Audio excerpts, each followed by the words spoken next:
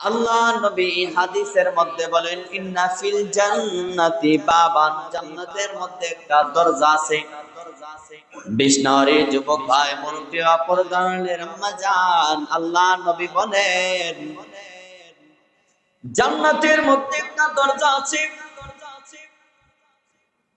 যে দরজাটির নাম হলো ইউকালু লাহু রায়্যান। আল্লাহ নবী বলেন দরজাটির নাম হলো রায়্যান।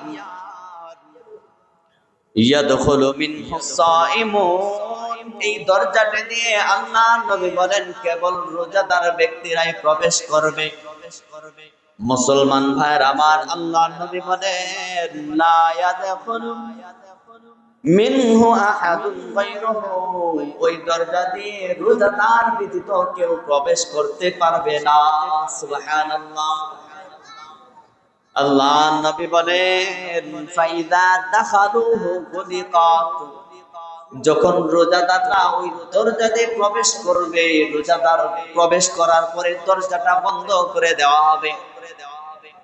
মুসলমান ভাইরা আমার, ওই জান্নাতের দরজা দিয়ে কেবল রোজাদাররাই প্রবেশ করতে পারবে। এজন্য যারা রোজা রাখছে তারা আনন্দিত নাকি বেজার? কি বলেন, আনন্দিত নাকি বেজার? যারা রোজা রাখছে আমরা আনন্দিত এজন্য যে আল্লাহ নবী বলেছেন রায়্যান নামক জান্নাতের দরজা দিয়ে আমরাই প্রবেশ করব। যারা রোজা রাখে নাই, যারা চাষচলে ঢুকে খাবার খেয়ে ফেলছে, তারা ঢুকতে কে বলেন পারবে? কেউ কথা বলে না।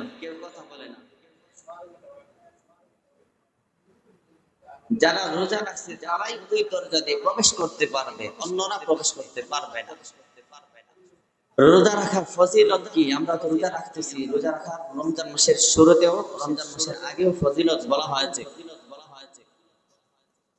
রোজার ফজিলত আল্লাহ নবী বলেন এই রমজান মাসের ভিতরে, রমজান মাসের রোজা সহ যে কোনো ইবাদতের বিনিময় আল্লাহ তাআলা 10 থেকে 70 গুণ অথবা 700 গুণ 7000 গুণ বৃদ্ধি করে দেন। সুবহানাল্লাহ বলতেন না? সুবহানাল্লাহ বলতেন না? শুধু তাই না, আল্লাহ তাআলা বলেন ফাইন্নাহু লি ওয়া আনা আজজি বিহি। রমজান মাসের রোজা ব্যতীত অন্য সমস্ত ইবাদতের বিনিময় আল্লাহ তাআলা 7 থেকে 10 থেকে 700 গুণ বৃদ্ধি করে দেন। কিন্তু রমজান মাসের এই যে রোজা, এই রোজা সম্পর্কে আল্লাহ তাআলা বলেন এটার বিনিময় আমি আল্লাহ কোনো মানুষকে, কোনো ফেরেশতাদের দ্বারা পাঠাই না। সুবহানাল্লাহ। কারণ রোজা বান্দা রোজা রাখে কেবল আমার জন্য। ফাইন্নাহু লি, এই রোজা কেবল আমার জন্য, ওয়া আনা আজজি বিহি, এর বিনিময় কেবল আমি আল্লাহ নিজে দিব। আচ্ছা বলেন তো আল্লাহ তাআলার চেয়ে বড় পৃথিবী যদি কোনো মানুষের সারা পৃথিবী দেওয়া হয়, পৃথিবীর ক্ষমতা, রাজত্ব, সম্পদ দেওয়া হয়, সে কি আল্লাহ তাআলার চেয়ে বড় হবে? কখনোই সম্ভব না। আল্লাহ তাআলার সমকক্ষ কেউ না। তাহলে সাধারণ দুনিয়া কর্মখাতে, ফ্যাক্টরির মালিক যখন আসে, মানুষ বেশি পরিমাণে কাজ করে, ম্যানেজার সাহেবের সামনে তেমন কাজ করে না।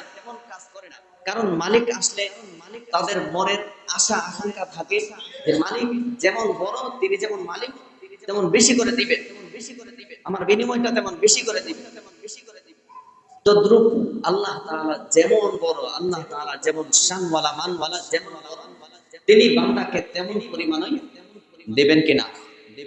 অবশ্যই দিবেন। এজন্যই তো আল্লাহ তাআলা বলেছেন ফাইন্নাহু লি ওয়া আনা আজজি বিহি, এই রোজা আমার জন্য রাখে, এর বিনিময় আমি আল্লাহ নিজে দিব। সুবহানাল্লাহ। এবার আসেন, বর্তমান সময়ে আমরা রোজা রাখতে গিয়ে কয় ঘন্টা রোজা রাখতে হয়? প্রায় 13 ঘন্টার মতো অনাহার থাকতে হয়। 5টা থেকে সারা দিন পার হয়ে 5টা 6টা বাজে আমাদের রোজা ভাঙতে হয়, বা ইফতারের সময় প্রায় 13 ঘন্টার মধ্যে দিয়ে প্রচন্ড রৌদ্র আসেন নাই। রোজা রাখতে গিয়ে এই রৌদ্রের মধ্যে কষ্ট হয় কি হয় না? আল্লাহ নবী হাদিসের মধ্যে বলে দুনিয়ার যেই মানুষটা প্রচন্ড গরমের মধ্যে অনাহার থাকলো, মানে প্রচন্ড গরমের মধ্যেও রোজা রাখলো। হাসরের মাঠে যখন সূর্যটা অর্ধ হাত মানুষের মাথার অর্ধ হাত কাছে চলে আসবে, ওই প্রচন্ড গরমের মধ্যে আল্লাহ তাআলা যে মানুষটা দুনিয়ার জমিনে গরমের মধ্যেও রোজা রাখছে, তাকে ওই হাসরের মাঠে আল্লাহ তাআলা পানির ব্যবস্থা করে দেন। সুবহানাল্লাহ, পানি পান করানোর ব্যবস্থা করে দিবেন। আল্লাহ নবী অন্য হাদিসের মধ্যে বলেন, যারা রোজা রাখছে দুনিয়ার মধ্যে, তারা জান্নাতের একটা দরজা আছে, যে দরজাটার নাম হচ্ছে রাইয়ান। ওই রাইয়ান নামক দরজা দিয়ে প্রবেশ করবে। এই দরজা দিয়ে যারা প্রবেশ করবে তারা কখনো আর বের হবে না। এই দরজা দিয়ে রোজাদার ব্যতীত অন্য কেউ প্রবেশ করতে হবে না, বা প্রবেশ করতে পারবে না, শুধু রোজাদাররাই প্রবেশ করবে। আল্লাহ নবী বলেন, قال النبي صلى الله عليه وسلم إن في الجنة بابا يقال له الريان يدخل منه الصائمون لا يدخل منه أحد غيره أو كما قال عليه الصلاة والسلام। আল্লাহ নবী হাদিসের মধ্যে বলেন, ইন্না ফিল জান্নাতি বাবান, জান্নাতের মধ্যে একটা দরজা আছে। বিষ্ণুরে যুবক ভাই, মুরব্বি অপরজনের আম্মা জান, আল্লাহ নবী বলেন জান্নাতের মধ্যে একটা দরজা আছে, যে দরজাটির নাম হলো ইফারুল রাইয়ান। আল্লাহ নবী বলেন দরজাটির নাম হলো রাইয়ান। ইয়াদখুলু মিনহু সাইমুন, এই দরজাটা দিয়ে আল্লাহ নবী বলেন কেবল রোজাদার ব্যক্তিরাই প্রবেশ করবে। মুসলমান ভাইরা আমার, আল্লাহ নবী বলেন লা ইয়াদখুলু মিনহু আহাদুন গায়রুহু, ওই দরজা দিয়ে রোজাদার ব্যতীত কেউ প্রবেশ করতে পারবে না। সুবহানাল্লাহ। আল্লাহ নবী বলেন ফাইদা দাখালুহু গুলিকাত, যখন রোজাদাররা ওই দরজা দিয়ে প্রবেশ করবে, রোজাদার প্রবেশ করার পরে দরজাটা বন্ধ করে দেওয়া হবে। মুসলমান ভাইয়ের আমার, ওই জান্নাতের দরজা দিয়ে কেবল রোজাদাররাই প্রবেশ করতে পারবে। এজন্য যারা রোজা রাখছে তারা আনন্দিত নাকি বেজার? কি বলেন, আনন্দিত নাকি বেজার?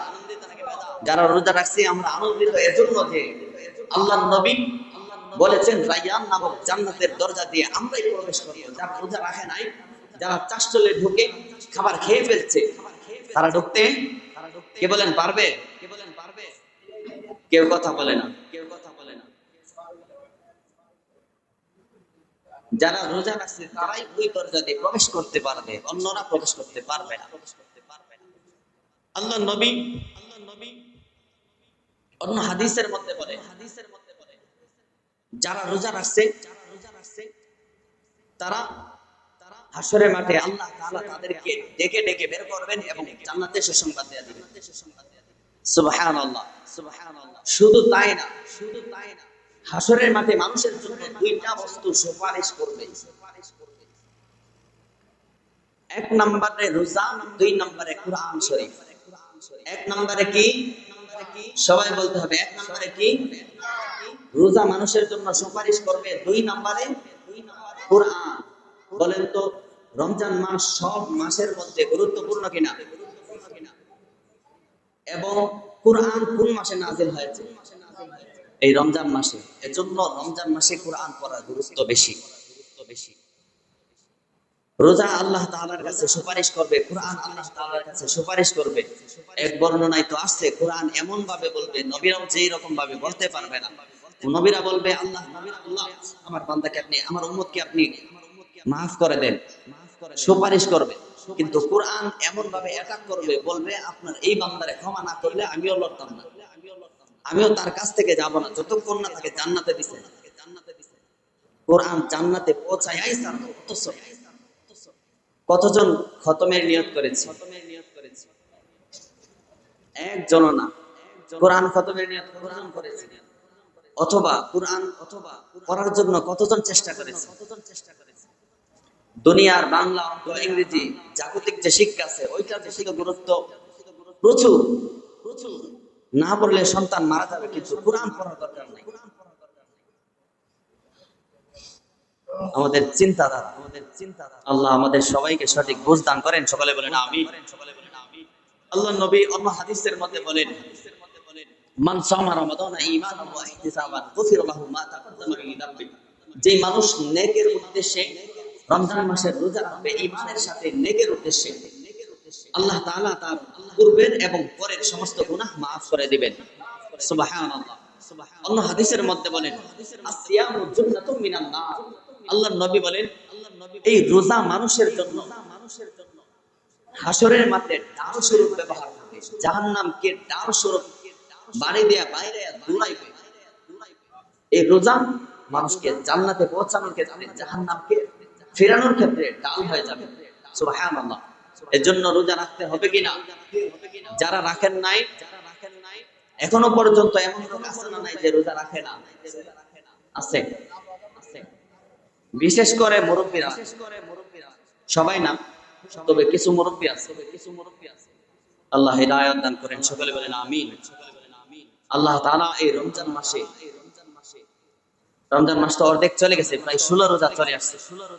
আমরা যারা পারি এই 16 দিনে, বাকি 14 দিনের ভিতরে একটা খতমের নিয়ত করি।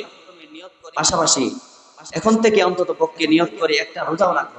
আর রোজা রাখলে যে মানুষ সারাদিন অনাহার থাকলে যে ক্ষতি এমনটা, এটা তো আল্লাহ তাআলার আদেশ, রাসূলের সুন্নাত, রাসূল রাখছে ফরজ বিধান। তবে আপনারা যদি মনে করেন আল্লাহ তাআলার যে যাদেরকে বেশি বিশ্বাস করে, আল্লাহ তাআলা যে বলেছে হঠাৎ করে মানুষ মারা যাবে, ওইটার প্রতি মানুষের বিশ্বাস তেমন নাই। যেমনটা বিশ্বাস আসে, ডাক্তার যদি বলে 3 দিনের ভিতরে তুমি মারা যাবে, ডাক্তার যদি বলে 3 দিনের ভিতরে তুমি মারা যাবে, 1 মাস তোমার হায়াত আছে, তখন সে দুনিয়ার যা করার দরকার ছিল সব করে ফেলে 1 মাসের ভিতরে। কারণ তার বিশ্বাস, ডাক্তার বলছে সেখানে আমার মৃত্যুবরণ করতেই হবে। আল্লাহ তাআলা বলছে হঠাৎ করে চলে যেতে হবে, ওটার প্রতি বিশ্বাস নাই। ওই ডাক্তাররা বলে মানুষ যদি রোজা রাখে, তার শারীরিক সারা বছরের যত ভাইরাস জমা হয়েছে ওই ভাইরাসগুলো মরে যায় 1 মাস রোজা রাখার কারণে। শুধু তাই না, মানুষের ভিতরে যে বদ হজম আছে, বদ ফেট আছে, ওই সবগুলো কমে যায়। এজন্য আপনি ডাক্তারকে বিশ্বাস করেন আর আল্লাহ তাআলাকে বিশ্বাস করেন, রোজা রাখতেই হবে। এটা মানুষের জন্য উপকার কেনা, উপকারের জন্যই।